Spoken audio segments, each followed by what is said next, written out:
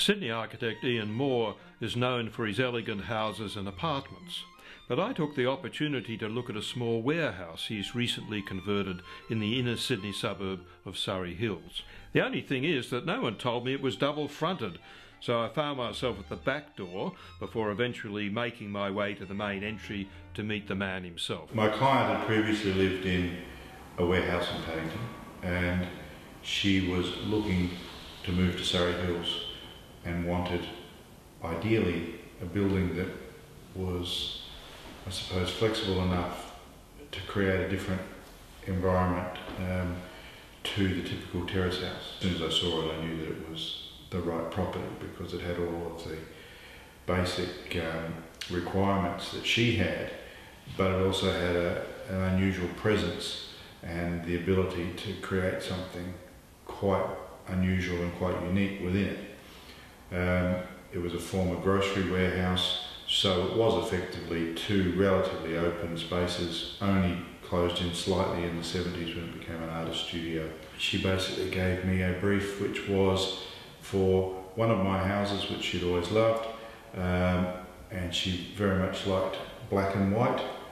She had a collection of black and white photographs that she had been collecting for many years, and so there was just something about that connection which could have been built into it. And then she was very particular about having a bathroom which was extremely well lit, both in daylight and an artificial light, and having a very big bathtub.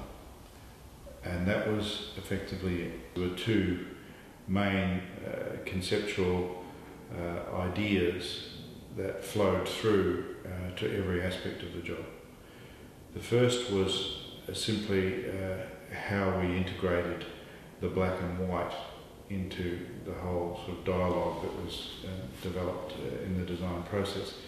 And the easiest way to explain it is that simply everything that's white was existing, even though it may have been lined, it may have been painted, everything that's white is original and it's still there.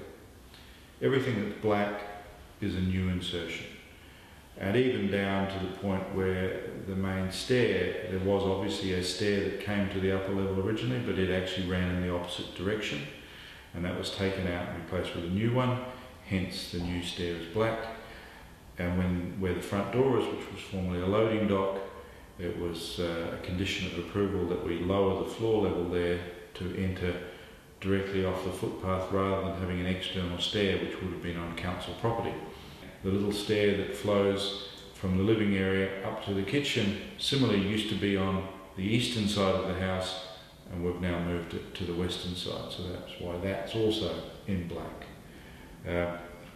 The second part of the process was simply putting the physical dimensions of what the requirements were down on a piece of paper with the internal dimension of the property, which is 4.65 metres. Once we deducted the minimum 700 millimetres for the guest bathroom, laundry and storage on the eastern side, the minimum 3 metre internal width for a garage, and then 850 millimetres, which minus the handrail you're getting down to around about 750, which was pretty much the minimum for a stair. When you take all those dimensions away from the 4.65, we were left with 10 millimetres. And that was what we had to build the wall between the garage and the stair with, and it also was a structural wall that had to support the new stair opening and create the wall all the way through that space. So with 10 millimetres, it obviously couldn't be a standard framed wall. It had to be some form of sheet material, and the only sheet material that had the physical strength to do that job was steel.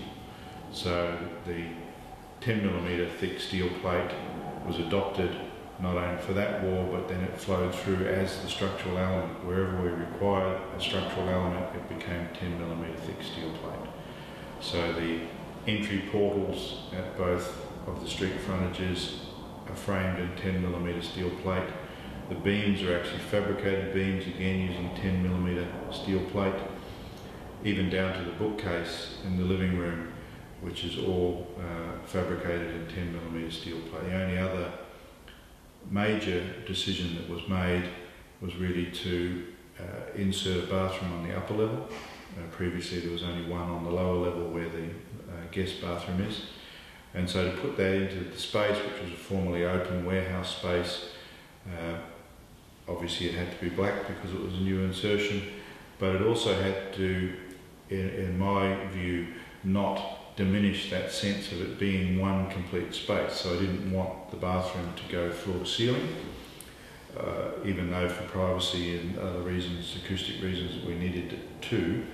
So the decision was made to adopt the datum of the height of the existing window openings behind us here to create the top of the black box of the bathroom, and then to use clear glazing above that to allow light to spill into the front sitting area and the bedroom at the rear and the passageway on the side from the new high-level window that was inserted into the bathroom. And so what was formerly a very dark space in the centre of a deep plan became a very luminous space. Yes, well, the bedroom,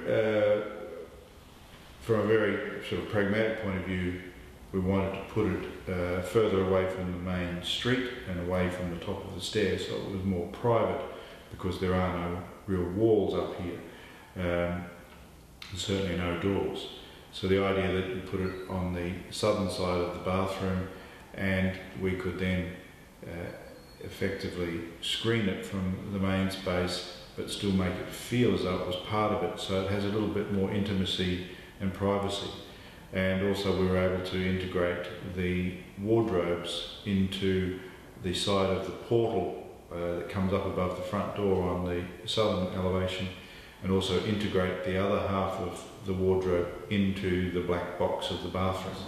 And I suppose that's one of the things that's always a bit difficult about a warehouse or a loft space, is how to create separation of spaces without destroying that sense of it being one large open volume. So I think it's been very successful in that respect. And with the clear glass around the top of the bathroom, again providing an additional amount of light coming into the bedroom, as well as taking the glazing up from the front door straight up to the upper level to allow that southern light to come through.